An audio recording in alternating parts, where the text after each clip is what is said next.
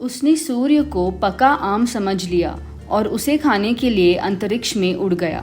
वो कोई और नहीं बल्कि महान श्री हनुमान थे, जो भगवान राम के सबसे बड़े भक्तों में से एक थे और स्वयं भगवान शिव के अवतार थे।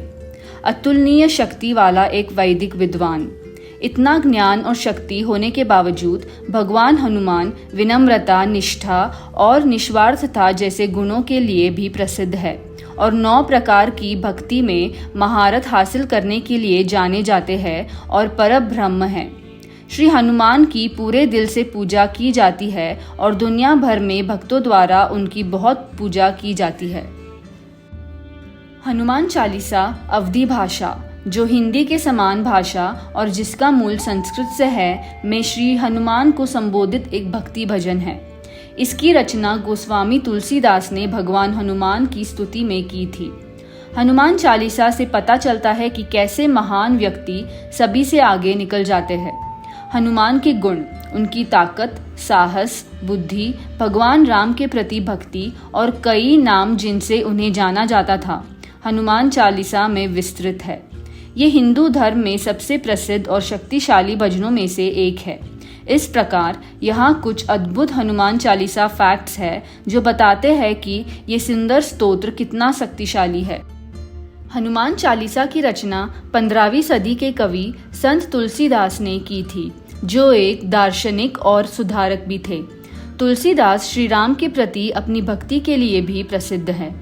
गोस्वामी तुलसीदास ने तीसरे मुगल सम्राट जलालुद्दीन मोहम्मद अकबर की जेल में 40 दिनों में हनुमान चालीसा की रचना की। 63 वर्ष के आयु में गोस्वामी तुलसीदास जी को 1560 ईस्वी में तीसरे मुगल सम्राट जलालुद्दीन मोहम्मद अकबर ने पकड़ लिया था।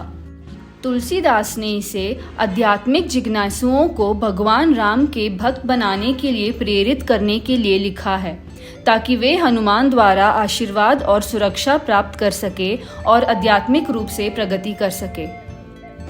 अकबर ने संत तुलसीदास को बुलाया था, जिन्हें बाद में क्रूर अकबर के सामने लाया गया। उनसे एक चमत्कार करने के लिए कहा गया, जिसे तुलसीदास ने ये कहकर अस्वीकार कर दिया, ये झूठ है, मैं केवल श्री राम को जानता हूँ।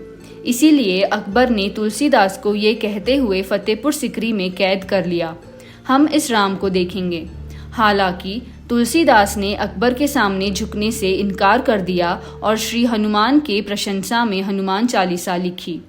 उन्होंने 40 दिनों तक इसका जाप किया और 40वें दिन अचानक विशाल बंदरों की एक सेना फतेहपुर सिकरी पर उतरी, जिसने शहर के सभी कोनों में उत्पात मचाया। प्रत्येक घर के साथ साथ अकबर के हरेम में भी प्रवेश किया, लोगों को खरोचा और ईंटें फेंकी।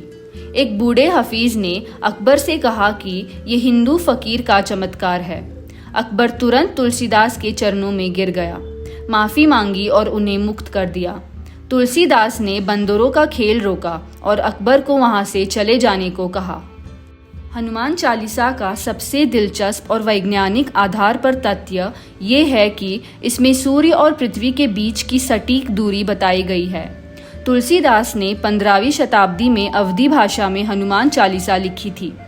सूर्य और पृथ्वी के बीच की दूरी की गणना 13वीं शताब्दी के वैज्ञानिकों के तुलना में कहीं अधिक सटीक रूप से की गई है। कृति में 45 छंद है, 2 परिचयात्मक दोहा, 40 चौपाई और अंत में एक दोहा।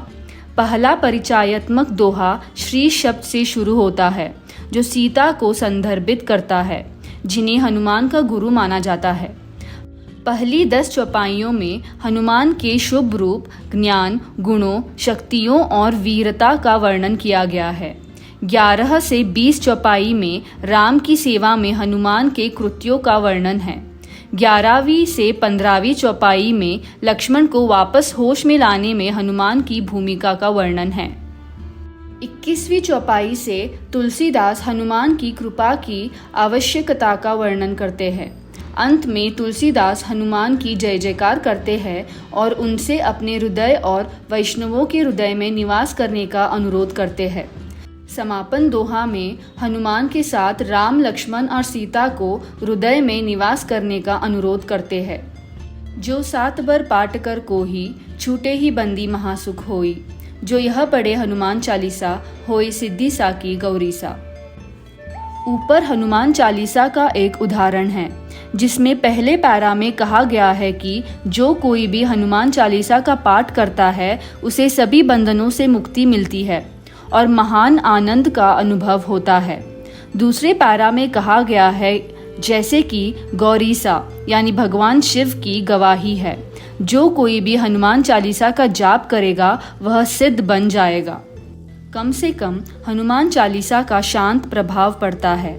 यह बीमारियों, पागलपन आदि को ठीक करने के लिए जाना जाता है। यदि किसी परेशानी में या किसी मुसीबत में फंसे व्यक्ति के लिए इसका जाप किया जाए तो कहा जाता है कि समस्या दूर हो जाती है। हनुमान चालीसा का पाठ करके एक भक्त हमेशा खुद को हनुमान की महानता, उनकी भक्त और अधर्मियों के खिलाफ उनकी भयानक लड़ाई की याद दिलाता है। हनुमान चालीसा का पाठ करने से ऊर्जा का संचार होता है और मन और शरीर पर ध्यान केंद्रित होता है।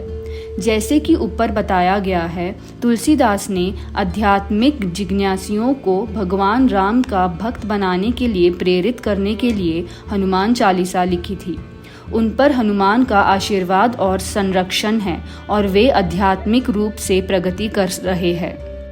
Thank you for watching the video. Don't forget to subscribe for additional content.